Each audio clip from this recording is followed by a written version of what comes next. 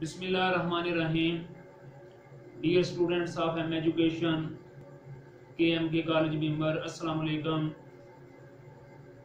जैसा कि आप लोग रिसर्च के हवाले से पढ़ चुके हैं, आज जो मैंने आप तक जो आपसे बातें शेयर करनी हैं वो रिसर्च थीसिस के हवाले से करनी है कि जो रिसर्च थीसिस है ये बेसिकली क्या चीज़ है और इसकी जो बेसिक जो इसके बारे में इंफॉर्मेशन है, इसके बारे में जो बेसिक चीज़ें जिनका आपके लिए सबके लिए जानना बहुत ज़रूरी है वो आपके साथ में शेयर करना चाहता हूँ। क्योंकि ये कोई होमवर्क की तरह नहीं है और ना ही ये असाइनमेंट की तरह है। ये एक बेसिकली टेक्निकल काम है जो कि एक थ्रू प्रोसेस, एक थ्रू सिस्टम के तहत यानी कि किया जाता है। और जब तक हम इसको सिस्टमेटिकली नहीं करेंगे हमारा जो थीसिस है, जो प्रोजेक्ट है, ये मुकम्मल नहीं हो सकता। तो सबसे पहले इसका जो इंट्रोडक्शन है उसके हवाले से मैं आपसे बात करूंगा कि जो भी थीसिस होता है बेसिकली उसके 3 बड़े हिस्से होते हैं, उसके 3 बड़े सेक्शन होते हैं। जो पहला सेक्शन है उसको बेसिकली कहते हैं प्रीलिमिनरी सेक्शन, जो दूसरा सेक्शन है उसको मिडिल सेक्शन कहते हैं और जो आखिरी होता है उसको लास्ट सेक्शन कहते हैं। यानी इसके 3 बड़े हिस्से होते हैं एक थीसिस के। अब हमने देखना ये है कि जो इसका प्रीलिमिनरी सेक्शन होता है या इसका जो पहला हिस्सा होता है उसके अंदर हमने क्या करना होता है, उनके अंदर कौन कौन सी चीजें आती हैं। और हमने जो इसका दूसरा हिस्सा होता है जिसको मिडिल सेक्शन कहते हैं उसके अंदर हमने क्या करना होता है। और जो तीसरा सेक्शन होता है उसके अंदर हमने किन किन चीजों को बीच में लिखना होता है। तो सबसे पहले मैं आपको ये एक समझ लें कि ये एक ऐसा आइडिया है, एक रफ्स आइडिया है ताकि आपके जहन में ये थीसिस की कंप्रीहेंशन हो सके इसके लिखने के हवाले से, इसका जो ड्राफ्ट है उसके हवाले से। जिस वक्त आप कोई भी एक टॉपिक चूज कर लेते हैं, कोई भी एक मसला चूज कर लेते हैं, एक प्रॉब्लम ले लेते हैं। प्रॉब्लम मीन जो आपका रिसर्च क्वेश्चन होता है, जो एक आपका रिसर्च क्वेश्चन है जिस पर आप तहकीक करना चाहते हैं, उसके लिए सबसे पहले तो आपने टॉपिक, फिर उसके बाद टॉपिक लेने के बाद आपने ये फैसला करना होता है कि आप कौन से पैराडाइम के ऊपर, कौन सा जो रिसर्च पैराडाइम है उसको अडॉप्ट करेंगे। आप उसके ऊपर एक्शन रिसर्च करना चाहते हैं, डिस्क्रिप्टिव रिसर्च करना चाहते हैं, रिसर्च बेशुमार है, क्वालिटेटिव है, क्वांटिटेटिव है, अप्लाइड है, कौन सी आप रिसर्च उसके ऊपर करना चाहते हैं। मेरी आपको सबसे पहले ये राय है कि आप कोशिश ये करें कि जो एक्शन सर्च है उसी को आप करें। जो एक्शन सर्च है बेसिकली ये आपके लिए आसान भी रहेगी और आपके लिए मौजूद तरीन भी रहेगी।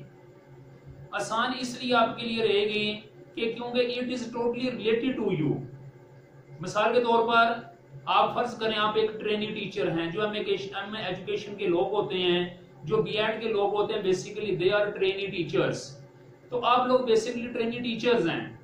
ज़ाहिर आपने कल एजुकेशन के फील्ड में जाना है, तो जब एजुकेशन के फील्ड में इंसान जाए, कोई भी इंसान एजुकेशन को अडॉप्ट करें कि मैं इसको जाके यानी लोगों तक ये प्रमोट करूंगा, दूसरों तक पहुंचाऊंगा, तो उस एजुकेशन के लिए ये पता होना चाहिए कि एक क्लास रूम के अंदर जब आपने पढ़ाना है तो बहुत सारे मसाइल का आपको सामना भी करना पड़ेगा। जब आपने टीचिंग करनी है तो जो टीचिंग है इसके लिए बेशुमार आपके रास्ते में प्रॉब्लम्स भी आएंगी। कभी वो प्रॉब्लम टीचर साइड पे भी हो सकती हैं, एडमिनिस्ट्रेशन साइड से भी हो सकती हैं, करिकुलम साइड से भी हो सकती हैं, डिसिप्लिन साइड से भी हो सकती हैं। और जो बच्चे हैं, एसेट्स जो स्कूल का है, यानी कि जो बच्चे हैं बेसिकली, जो मिसाल के तौर पर एक समझ लें कि जिनके लिए आपने स्कूल में जाना और पढ़ाना है, बाज़ बात वो प्रॉब्लम जो है वो बच्चों के अंदर भी हो सकते हैं, वो प्रॉब्लम इंफरादी तौर पे भी हो सकते हैं, वो प्रॉब्लम इज्तिमाई तौर पे भी हो सकते हैं। लेकिन वो उन तमाम जो प्रॉब्लम हैं उनका जो सलूशन है उसको एक्शन रिसर्च के जरिए बआसानी हल किया जा सकता है। इसलिए तो कहा जाता है कि जो एक्शन रिसर्च है ये ऑन गोइंग प्रोसेस रिसर्च होती है, ये ऑन दी जॉब यानी कि रिसर्च होती है। ये एग्जिस्टिंग जो प्रॉब्लम होता है, जो कि प्रॉब्लम आपके सामने दरपेश होता है, ये उस पर रिसर्च होती है। और मैं ये भी थोड़ा सा बताता चलूं एक्शन रिसर्च सबसे पहले 1930 में इस्तेमाल की गई, और आजकल जो बड़ी बड़ी रिसर्च हैं उनके मुकाबले में इसको छोटा रिसर्च लेकिन इंतहाई मौजून तरीन जो रिसर्च है वो समझा जाता है, क्योंकि इसमें हमारे सामने फौरी तौर पे एक मसला आता है। उस मसले को हम थ्रू प्रोसेस सिस्टमेटिकली, यानी कि जो रिसर्च के तमाम असूल होते हैं, असूल हैं, जो प्रिंसिपल हैं, यानी कि उनको हम अप्लाई करते हैं और उसके बाद उसका जो सोल्यूशन है वो निकालते हैं या उस मसले के बारे में जानने की कोशिश करते हैं। तो बात ये थी कि एक्शन रिसर्च के हवाले से मैं I would like to suggest you that you should select the topic that must be related to action research. अब उसके बाद आगे बात करते हैं कि जब आपने टॉपिक ले लिया, उसके बाद आपने थीसिस का मरहला शुरू हो गया, आपने उसके बाद थीसिस लिखना है। तो जब थीसिस लिखना है तो उसके 3 बड़े पार्ट आपके ज़हन में होने चाहिए। मैंने बताया कि जो पहला पार्ट होता है जिसको आमतौर पे प्रीलिमिनरी सेक्शन कहते हैं। इस प्रीलिमिनरी सेक्शन में क्या होता है कि सबसे पहले टाइटल पेज होता है। वो टाइटल क्या होता है, उस टाइटल के ऊपर आपका जो है जो टॉपिक है, जो रिसर्च टॉपिक है उसका इंदराज किया जाता है। फिर उसके बाद आपका नाम होता है, आपका रोल नंबर होता है, और जिस यूनिवर्सिटी से आप यानी कि जिस यूनिवर्सिटी के तहत आप रिसर्च कर रहे हैं उसका लोगो वगैरह होता है, और यानी कि ये टाइटल पेज होता है। उसके बाद फिर अगले सफे पे आप पूरे एक सफे के ऊपर आप बिस्मिल्लाहिर्रहमानिर्रहीम भी लिख सकते हैं। फिर उसके बाद यानी कि प्रीलिमिनरी सेक्शन के अंदर एक्नॉलेजमेंट होता है। एक्नॉलेजमेंट ये होता है कि इजहार तशक्कुर होता है, आप उन लोगों का शुक्रिया अदा करना चाहते हैं जिन लोगों की वसातत से, जिन लोगों की मदद से आपने अपने थीसिस को मुकम्मल किया होता है, जिन्होंने तामन किया होता है। उस तामन में आपके पेरेंट्स आपके साथ होते हैं, आपके बहन भाई आपके साथ होते हैं, आपके कोलीग्स आपके साथ होते हैं, आपके टीचर आपके साथ होते हैं। तो इजहार तशक्कुर के लिए एक्नॉलेजमेंट। फिर उसके बाद तीसरे नंबर पर अप्रूवल एक फॉर्म होता है या अप्रूवल सेक्शन। अप्रूवल सेक्शन ये होता है कि आपने जो टॉपिक लिया होता है वो आपने अपनी मर्जी से नहीं लिया होता। आइडिया आपको होता है कि ये मेरे सामने मसला है, लेकिन उसकी जो सिलेक्शन है या अप्रूवल है जो फाइनल, वो आपको सुपरवाइजर ने या यूनिवर्सिटी ने देनी होती है। तो वो जो अप्रूवल फॉर्म है उसके ऊपर जो भी आप लिखेंगे, आप अपने जो प्रोफेसर सुपरवाइजर हैं उनसे आप अप्रूव कराएंगे कि ये मैंने टॉपिक लिया है, ये मेरे वेरिएबल्स हैं, ये मेरा टॉपिक है, ये मेरा फील्ड है, ये मेरा पैराडाइम ऑफ रिसर्च है, तो मैं इस पर रिसर्च करना चाहता हूँ। आपका सुपरवाइजर उसको परखेगा, उसको पढ़ेगा, उसके बाद वो बोलेगा हाँ ये ठीक आपके लिए बेहतर है। उसके बाद जो आगे होगा डेडिकेशन होता है। डेडिकेशन ये है कि आपने मिसाल के तौर पर इजहार अकीदत के लिए अपना जो थीसिस है ये किसके हवाले, किसको वक्फ करना है, किसको डेडिकेट करना है। आप अपने वालिदैन को कर सकते हैं, अपने टीचर्स को कर सकते हैं, और जो टीचर्स ऑल टीचर्स हैं, द बेस्ट टीचर्स हजरत Muhammad peace be upon him, आप उनके नाम भी कर सकते हैं। फिर उसके बाद डेडिकेशन के बाद उसके बाद आगे आ जाएगा टेबल ऑफ कंटेंट्स लिखने होते हैं। टेबल ऑफ कंटेंट्स में ये है कि जितना भी आपका थीसिस है उसकी जो फहरिस्त होती है, मिसाल के तौर पर यानी कि फलां चैप्टर फलां सफे से स्टार्ट हो रहा है, पहला चैप्टर फलां सफे से स्टार्ट हो रहा है, दूसरा चैप्टर फलां सफे से, तीसरा फलां सफे से यानी कि पेज वाइज जितनी भी इंफॉर्मेशन आपके बाकी रिमेनिंग थीसिस में होती है वो सारी की सारी कंटेंट्स के अंदर आती है। और कंटेंट्स के हवाले से आमतौर पे कहा जाता है कि ये आता तो प्रीलिमिनरी सेक्शन के अंदर है, लेकिन सारा थीसिस मुकम्मल होने के बाद इसको आखिर पे मुकम्मल किया जाता है, क्योंकि ये पता नहीं होता कौन से सफे पर कौन सा आइटम आ रहा है, कौन सा यानी टॉपिक आ रहा है। तो इसलिए ये वह चीज है टेबल ऑफ कंटेंट्स जो कि प्रीलिमिनरी सेक्शन में आते हैं, लेकिन इसको हल करने के लिए, हल से मुराद मेरा ये है कि इसको कंप्लीट करने के लिए, सफे नंबर देने के लिए, पेजिनेशन के लिए क्या करना पड़ता है, थीसिस जब सारा मुकम्मल हो जाता है फिर उसके मुताबिक इसे तरतीब दी जाती है। फिर टेबल ऑफ फिगर्स भी आ जाती हैं, टेबल ऑफ यानी कि डायग्राम्स भी इसके साथ ही होता है कि कौन से सफे पर कौन सा डायग्राम है या कौन से इश्काल वगैरह हैं। फिर उसके बाद जो सबसे इंपॉर्टेंट चीज है, इंतहाई एक्सट्रीमली इंपॉर्टेंट, जिसको पढ़ के एक कोई भी मुफक्कर जो है, एक जो एजुकेशनिस्ट है, जो एक स्कॉलर है, आपके पूरे थीसिस का अंदाजा लगा लेता है, वो उसके बाद आगे लिखना होता है और दैट इज कॉल्ड एब्स्ट्रैक्ट। उसको एब्स्ट्रैक्ट कहते हैं। एब्स्ट्रैक्ट का मतलब होता है आपके पूरे थीसिस का खुलासा होता है। आपका जो पूरा थीसिस है ये इंशाल्लाह, इसे मैं अगले लेक्चर में बताऊंगा कि एब्स्ट्रैक्ट के अंदर मेरे ये इंशाल्लाह इस पर 3-4 लेक्चर होंगे। इसके अलावा भी हम कोशिश करेंगे कि कुछ और भी लेक्चर्स आप तक यानी कि पहुंचाए जाएं, क्योंकि जब तक आपकी इनकी कंप्रीहेंशन नहीं होगी उस वक्त तक आप मिसाल के तौर पर थीसिस को नहीं समझ पाएंगे। तो एब्स्ट्रैक्ट के अंदर मुकम्मल जो थीसिस है उसका खुलासा होता है, वो जो खुलासा है वो वहां पे बयान किया जाता है। तो ये एब्स्ट्रैक्ट तक आपका प्रीलिमिनरी सेक्शन या पार्ट ए या पहला हिस्सा आपके थीसिस का मुकम्मल होता है। उसके बाद चैप्टर नंबर 1 से लेके आपका जो है मिसाल के तौर पर वो यानी कि मिडिल जो पार्ट है ये शुरू होता है, जो दूसरा हिस्सा है वो शुरू होता है। अब इस मिडिल पार्ट के अंदर यानी मिडिल पार्ट से मुराद कि आपके थीसिस का जो दूसरा हिस्सा है ये आपके चैप्टर नंबर 1 से स्टार्ट होता है।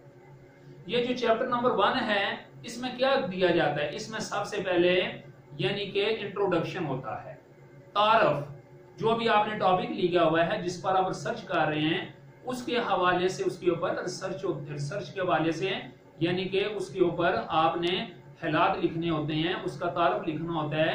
ये टॉपिक फर्ज करें क्लासरूम मैनेजमेंट है, आपने उसके बारे में लिखना होता है कि क्लासरूम मैनेजमेंट क्या चीज होती है, ये क्यों इंपॉर्टेंट है, इसकी क्या जरूरत है, आया के वक्त में, आया के क्लासरूम के अंदर इसकी इंपॉर्टेंस भी है कि नहीं है, वगैरह वगैरह। उसके बाद थोड़ा सा आपने स्टेटमेंट आपकी प्रॉब्लम लिखनी होती है। अब आप ये मत समझना कि प्रॉब्लम से मुराद यानी कि मसला, प्रॉब्लम की तारीफ हमारे जो एजुकेशनिस्ट हैं, स्कॉलर वो ये करते हैं, वो कहते हैं कि व्हाट इज प्रॉब्लम। इसका जवाब है problem is a question whose answer we don't know. Problem is a question यानी कि प्रॉब्लम ये वो मसला होता है जिसका जवाब हम नहीं जानते। उसके जवाब जानने के लिए तो हमने आगे रिसर्च करनी होती है। लिहाजा स्टेटमेंट ऑफ द प्रॉब्लम होता है यानी कि जो उसका बयान, जो मसला उसका बयान लिखा जाता है कि वो मसला है क्या, वो 1-2 लाइन के ऊपर मुश्तमिल होता है, उसको वहां पे लिखा जाता है स्टेटमेंट ऑफ द प्रॉब्लम। फिर उसके बाद आगे सिग्निफिकेंस ऑफ द स्टडी या सिग्निफिकेंस ऑफ द प्रॉब्लम। ये जो प्रॉब्लम है इसकी अहमियत क्या है, इससे लोगों को क्या फायदा होगा, इससे एजुकेशन के शोबे के अंदर क्या फायदा होगा, इससे जो बाकी स्कूल्स हैं उनको क्या फायदा होगा, इससे किन किन यानी कि शोबाजात को, इंस्टीट्यूशन को फायदा होगा। सिग्निफिकेंस ऑफ द प्रॉब्लम या सिग्निफिकेंस ऑफ द स्टडी। और फिर जो तीसरी चीज आगे इसके अंदर आती है वो आएगी यानी कि सिग्निफिकेंस, और उसके बाद यानी कि क्वेश्चंस वगैरह, यानी क्वेश्चंस ऑफ द स्टडी, यानी कि आपने कुछ क्वेश्चंस वगैरह बनाने होते हैं जिनके जवाब वगैरह वहां पर यानी कि उसी जो आपका स्टेटमेंट ऑफ द प्रॉब्लम होगा उसी को ब्रेकअप करके आपने कुछ क्वेश्चन वगैरह वहां पे बनाने होते हैं। फिर उसके बाद आपने क्या करना होता है, यानी कि स्टेटमेंट ऑफ द प्रॉब्लम हो गया, सिग्निफिकेंस ऑफ द स्टडी भी होगी।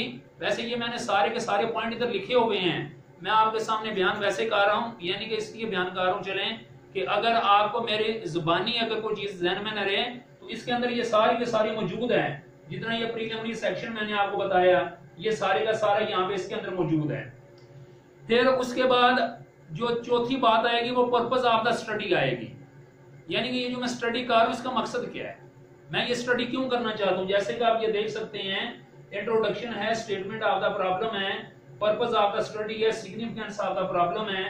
उसके बाद मेथड एंड प्रोसीजर, यानी कि मैंने कौन सा मेथड, कौन सा तरीकाकार इस्तेमाल करना है अपनी पूरी रिसर्च के लिए या कौन सा इस्तेमाल की है, मैंने कौन सा पैराडाइम लेके चलना है, मैंने कौन सा सर्च का एरिया लिया, एक्शन सर्च लिया, कौन सा लिया है, मैंने अपनी ये जो तरीकाकार है वो कौन सा है, तो वो यहाँ पे आ जाएगा। उसके बाद आगे जम्पशंस होते हैं, मफरूजात, कुछ मफरूजात वगैरह भी बनाए जाते हैं, यानी कि हाइपोथेसिस वगैरह, मफरूजात वगैरह बनाए जाते हैं कि मिसाल के तौर पर ये भी जिस वक्त आप इससे अगले लेक्चर में इंशाल्लाह इसकी भी तशरीह आपको बताऊंगा। उसके बाद डेफिनेशन ऑफ की टर्म्स भी होती हैं, मिसाल के तौर पर आपने जो भी टॉपिक लिए हैं उसके उस टॉपिक से रिलेटेड कुछ इंपॉर्टेंट इस्तिलाहात होती हैं, वो जो इस्तिलाहात होती हैं उनकी आपने अपनी जुबान में वहां पर तशरीह लिख देनी है 1-2 लाइन के अंदर। ये याद रखिएगा कि जितने भी अल्फाज होते हैं जब उनका शोबा चेंज होता है उनकी मीनिंग चेंज हो जाते हैं। इनको जारगान कहते हैं। बेसिकली जारगान यही है कि एक लफ्ज है उसका एक शोबे के अंदर जब हम इस्तेमाल कर रहे हैं तो उसका मीनिंग कुछ और है, उसी लफ्ज को जब आप दूसरे शोबे में इस्तेमाल कर रहे हैं तो उसका मीनिंग कुछ और है। तो ये जो की टर्म्स इस तरह के खास लफ्ज आ जाते हैं जिनको हम रिसर्च के यानी कि डायमेंशन से देखते हैं, तो उनकी आगे से यानी कि तशरीह भी कर देते हैं 2 लाइनों के अंदर। डेफिनेशन ऑफ की टर्म्स के बाद पहला चैप्टर मुकम्मल हो जाएगा, लेकिन अभी मिसाल के तौर पर ये है मिडिल सेक्शनिंग है। उसके बाद चैप्टर नंबर 2 आ जाएगा। चैप्टर नंबर जो 2 है इसके अंदर आपने रिव्यू ऑफ रिलेटेड लिटरेचर लिखना होता है। रिव्यू ऑफ रिलेटेड लिटरेचर का मतलब ये है कि आपने इसके अंदर वो तमाम चीजें लिखनी हैं, वो तमाम फैक्ट्स लिखने हैं, वो तमाम इंफॉर्मेशन लिखनी है और तमाम वो नॉलेज लिखना है जो आपका टॉपिक है उसके मुतल्लिक़ इससे पहले से वहां पे मौजूद है, नेट के ऊपर मौजूद है, बुक्स के अंदर मौजूद है या किसी भी दफ्तर के अंदर मालूमात की शक्ल में मौजूद है। यानी कि उस टॉपिक के हवाले से जो इससे पहले रिसर्च हो चुकी है या उससे पहले जो मतलब किसी किताब के अंदर उसका जिक्र आ चुका है या किसी यानी कि जरीदे के अंदर किसी मिसाल के स्कॉलर ने अपनी तरफ से उसके हवाले से कुछ लिखा हुआ है, तो वो जितने भी मालूमात होगी आपके कंसर्निंग टॉपिक से वो सारी की सारी आपने चैप्टर नंबर 2 के अंदर लिखनी होती है। तो इसका मतलब ये है कि जो दूसरा चैप्टर है ये सिर्फ और एक बात ये ज़हन में रहे कि चैप्टर नंबर 2 के अंदर आपने जो भी बात लिखनी है, जो भी रेफरेंस आपने कहीं भी किताब से लिया, किसी का कोई एक छोटा सा पीस ले लिया, पीस ऑफ इंफॉर्मेशन ले लिया, आपने वहां पर इस चीज को मेंशन करना है ये कौन सी किताब से आपने ली है, वो किताब कौन से सन को प्रिंट हुई थी, उस किताब का रेफरेंस वहां पर ही आपने देना है। इस पर भी इंशाल्लाह मजीद गुफ्तगू बाद में होगी। फिर मिडिल सेक्शन के अंदर तीसरी चीज आती है, यानी तीसरा चैप्टर है वो सारे का सारा है मेथड एंड प्रोसीजर, यानी तहकीक का तरीकाकार क्या है। इसके अंदर मुख्तलिफ चीजें आ जाएंगी, जैसे सोर्स ऑफ डेटा है, आपने जो सोर्स ऑफ डेटा वो कैसे इकट्ठा की है, जो आपने टॉपिक लिया हुआ है उसके हवाले से जो आपने डेटा मालूमात ली है इकट्ठी की है वो कहां से की है, किस तरह की है। पॉपुलेशन क्या है, यानी कितनी पॉपुलेशन थी, उसमें सैंपल कितना, सैंपल क्या होता है सबसेट ऑफ पॉपुलेशन, यानी कि पॉपुलेशन से ही जो सैंपल है इसको ड्राइव किया जाता है। मिसाल के तौर पर पॉपुलेशन कुल आबादी होगी, जो भी आपका यानी कि जो जिस एरिया में आप रिसर्च कर रहे हैं उससे मुतल्लिक़ जितनी भी यानी कि वो चीज या वो मालूमात या वो जो आबादी है वहां पर अवेलेबल है वो आपकी पॉपुलेशन है।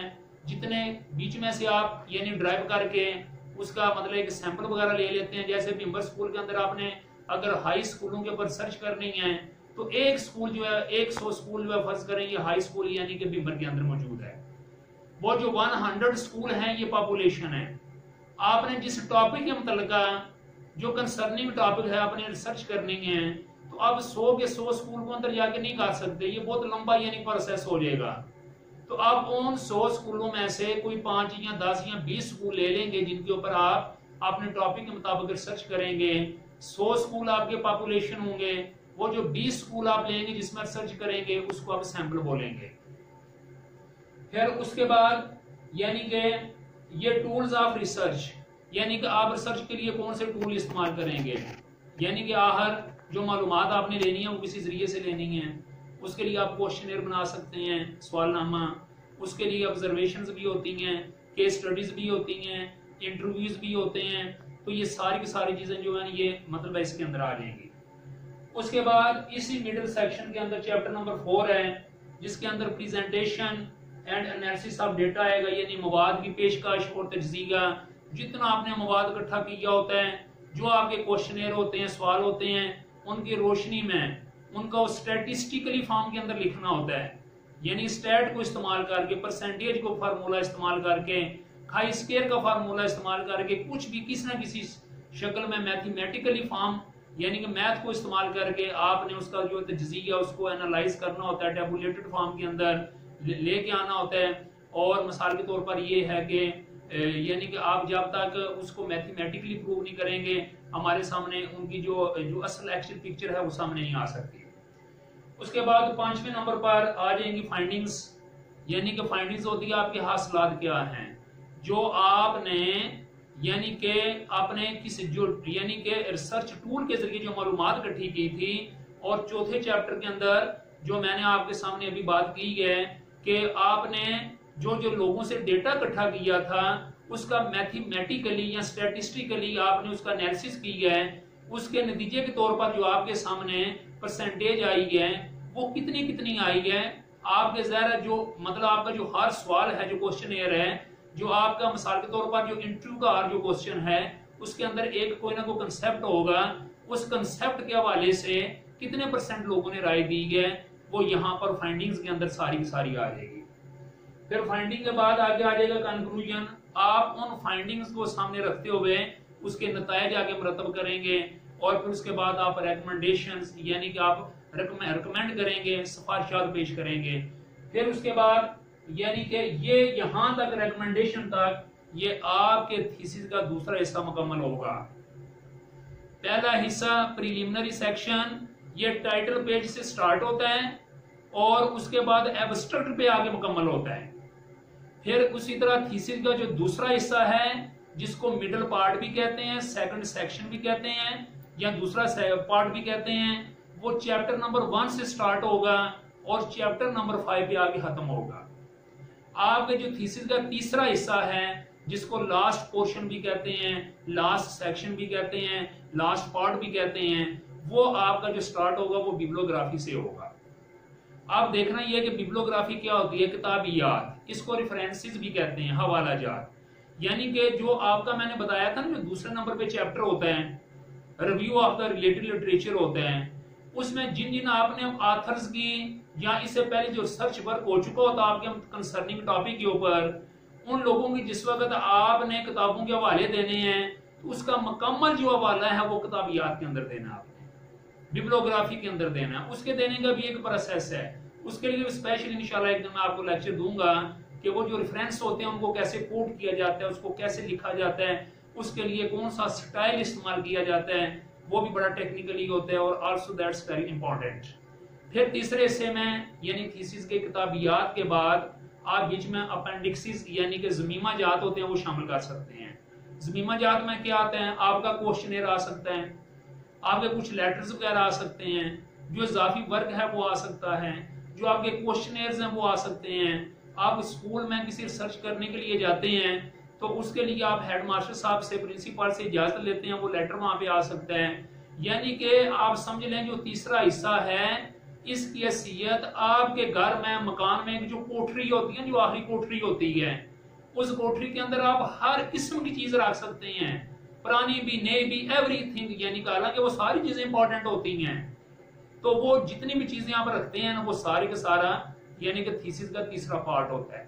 यानी कि आप बिब्लियोग्राफी के अलावा जो कुछ भी रखते हैं कोई भी चीज आप उसके अंदर रख सकते हैं। तो मुख्तसर ये है कि आज जो मैं आपको बताना चाहता था वो ये था कि जो थीसिस है बेसिकली इसके कितने हिस्से होते हैं।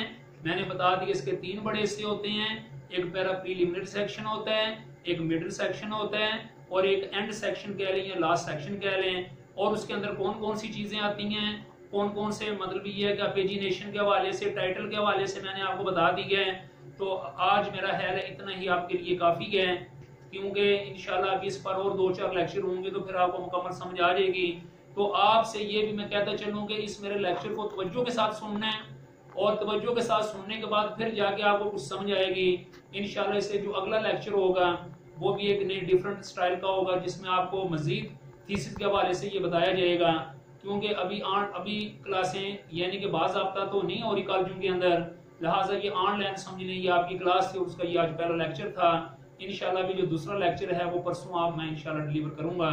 Thank you very much for listening. और मैंने आपको अपना नाम तो बताया ही नहीं है, मतलब ये है कि जो बिम्बर के जो स्टूडेंट हैं वो तो मेरे पास पढ़ते रहे हैं एजुकेशन के, तो शायद अभी इस ग्रुप के अंदर जो बरनाला के स्टूडेंट है वो भी शामिल होंगे।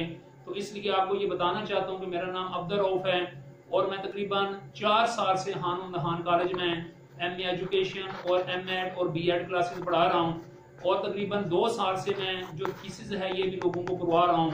पिछली बार भी बरनाला के स्टूडेंट्स को और बिम्बर के स्टूडेंट्स को मैंने थीसिस करवाए थे, उनका सुपरवाइजर था। और उससे पिछले साल भी यानी कि अभी ये तीसरा साल है कि मैं एज ए सुपरवाइजर यानी स्टूडेंट्स को यानी कि थीसिस वगैरह करवा रहा हूँ। तो इंशाल्लाह मुझे कभी उम्मीद है कि आपको जहां भी किसी बात की जब समझ नहीं आएगी तो आप मेरे मुझ से पूछेंगे और पूछने में कोई हेजिटेशन वगैरह फील नहीं करेंगे, और इंशाल्लाह मुझे खुशी होगी अगर आप इस मामले में मतलब मुझसे राहनुमाई लेंगे। Thank you very much. Allah Hafiz.